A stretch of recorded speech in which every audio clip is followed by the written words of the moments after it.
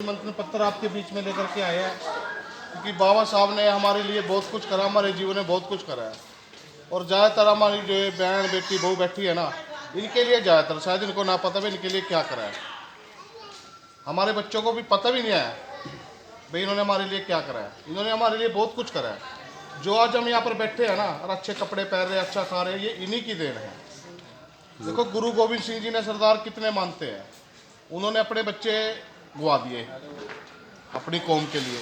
यही काम बाबा साहब ने भी किया है। जब इनका लड़का गुजर गया था ना, तो ये सारे समाज की लड़ाई लड़ने के लिए, संविधान को बचाने के लिए और लिखने के लिए जब मीटिंग करने जा रहे थे ना, जब रमाबाई का फ़ोन गया इनके पास, भाई बाबूजी ऐसे ऐसे करके अपना बच्चा गुजर गया, तो बाबा साहब ने एक बात कही थी, उनका रमा तो मेरा एक बच्चा गुजरा, कोई बात नहीं, ये सारा जो समाज है ना, जो मेरा अपना बच्चे है और कल को इनका दुआना मेरी जिम्मेवारी बनती है। तो बाबा साहब ने भी हमारे ऊपर अपने बच्चे गवाए हैं। 4 बच्चे थे बाबा साहब, कभी चारों गवाए हैं।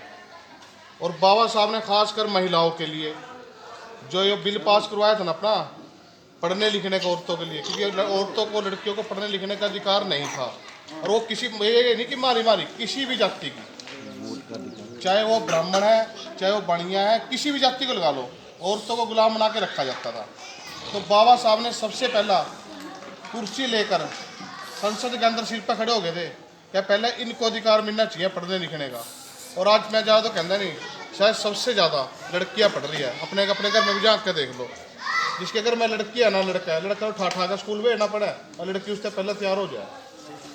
लड़कियां तरक्की है भाई साहब, IAS ऑफिसर लड़की, जज जाके देख लो कोर्ट में, 4 जेंट्स मिलेंगे, 6 लेडीज मिलेगी। तो लड़कियां बड़ी तरक्की कर रही है आज, और ये बाबा साहब की देन है।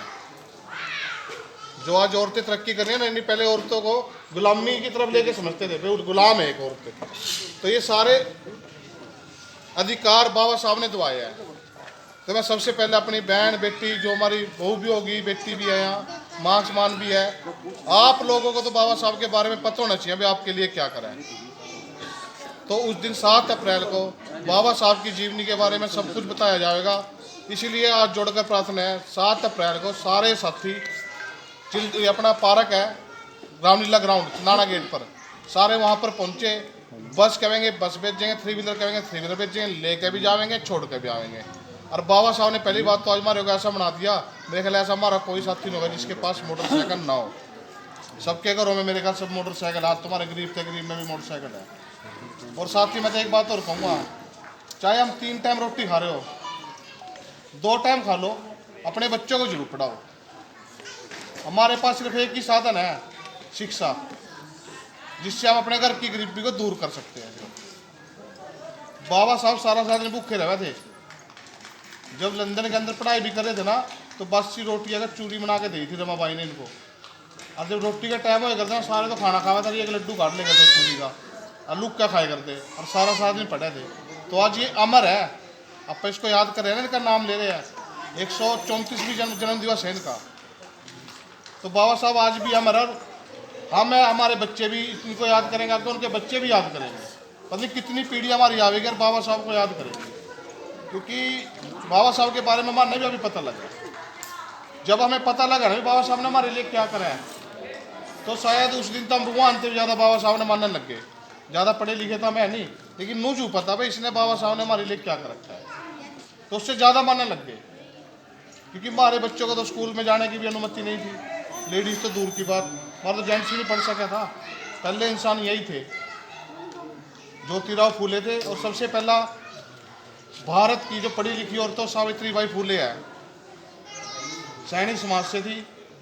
सबसे पहला ज्योतिराव फूले ने उनको PhD कराई थी, बहुत पढ़ी लिखी शिक्षित महिला बनाई था। क्योंकि पहला बका देख रहे थे, उनका जी थारे घर में तो कोई लड़की पढ़ ली ना, तेरा घर अड़ा मर जाएगा, उसका बाप मर जाएगा, उसका घर अड़ा मर जाएगा। लड़की को पढ़ने का अधिकार नहीं था, तो ये सब इन्होंने दुआया। और ज्योतिराव फूले ने अपनी घरवाली को पढ़ाया, उनका मैं तो मरा नहीं भाई, उन्हें 52 गामा की पंचायत बुला ली नुए, ब्राह्मण बोला उनका मैं तो मरा नहीं भाई। तो साथियों, इन्होंने बहुत कुछ करा हमारे वास्ते, इनके लिए हम एक दिन तो निकाल सकते हैं। क्योंकि खाना पीना, ओढ़ना पैरना और खुली हवा में सांस लेना इन्होंने दिलवाया हमारे को। यानी हम गुलाम थे, और आगे भी लोकतंत्र को खतरा ही है, ये समझ लो। अगर लोकतंत्र खत्म होगा ना, संविधान खत्म होगा, तो हम दोबारा गुलामी की तरफ चले जाएंगे। ये भी देख लो बेरोजगारी कितनी है। तो हम बिल्कुल गुलामी की तरफ चले जाएंगे। ये भी सोच समझ कर अपना मतदान, बाबा साहब ने हमारे को अधिकार दिवाया था भाई। आप हालांकि तो 2 वोट का अधिकार मांगा था, फिर भी हमारे को 1 मिला, क्योंकि गांधी अनशन पे बैठ गया था। हमारे को वोट डालने का अधिकार भी नहीं था। तो साथ ही मैं तो यही कहूँगा, आपके बीच में निमंत्रण पत्र लेकर आए बाबा साहब का, तो साथ ही सारे साथी बढ़ चढ़कर ये निमंत्रण पत्र स्वीकार करो और बाबा साहब के लिए एक दिन निकालो। 10 बजे हमारा प्रोग्राम है, उसके बाद शोभा यात्रा है। शोभा यात्रा भी ज़्यादा ही ज़्यादा हमारी लेडीज बच्चे जब चलेंगे ना, तो माना खुशी होगी कि हमारी लेडीज हमारे बच्चे ने पता लग गई बाबा साहब ने हमारे लिए क्या करा। क्योंकि सबके लेडीज के लिए तो बहुत कुछ करे इन्होंने, पढ़ के देखना इनके बारे में जीवनी में। क्योंकि लेडीज को अधिकार दिलाने वाले यही शख्स है, वो किसी भी जाति की है, हालांकि मानते नहीं इसको, लेकिन इन्होंने दिवाया हर औरत का संविधान। छूट इन्होंने दिवाई है पढ़ने